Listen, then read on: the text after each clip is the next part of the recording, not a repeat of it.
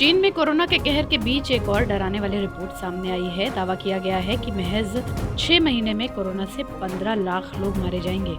दूसरी तरफ चाइना ने 3 साल के कठोर जीरो कोविड प्रतिबंधों को भी हटा दिया है। हालांकि 22 दिसंबर को मकाऊ यूनिवर्सिटी और हार्वर्ड मेडिकल स्कूल के रिसर्चर्स ने कहा कि अगर चीनी अधिकारियों ने सार्वजनिक स्वास्थ्य उपायों को बेहतर तरीके से लागू किया तो मौत की संख्या कम हो सकती है।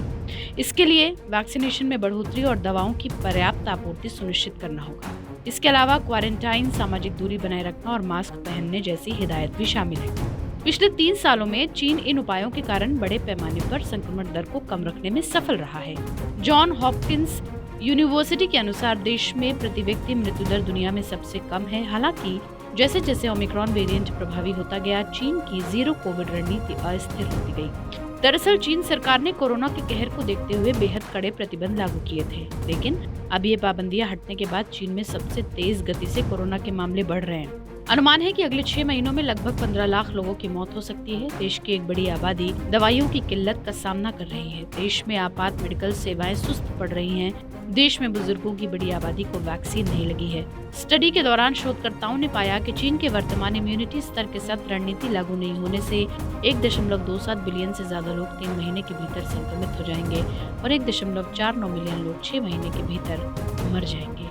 अध्ययन के लेखकों के अनुसार यदि सुरक्षा उपायों की नई रणनीति बनाकर लागू की गई तो मृत्यु की संख्या को 1 साल के भीतर 37% तक कम किया जा सकता है। इसके अलावा जहां 90% आबादी को mRNA टीकों की 3 खुराकें मिली और कोविड-19 से संक्रमित 75% लोगों को पैक्सलोविड दिया गया, चीन ने फरवरी में पैक्सलोविड के लिए सशर्त स्वीकृति दी थी, जिससे ये देश में पहला ओरल एंटीवायरल उपचार बन गया। लेकिन चीनियों के लिए mRNA के टीके उपलब्ध नहीं हैं। पिछले महीने जर्मन चांसलर ओलाफ शोल्स की बीजिंग यात्रा के बाद चीन ने गुरुवार को घोषणा की कि वो देश में जर्मन नागरिकों को बायोएनटेक वैक्सीन प्राप्त करने की अनुमति देगा।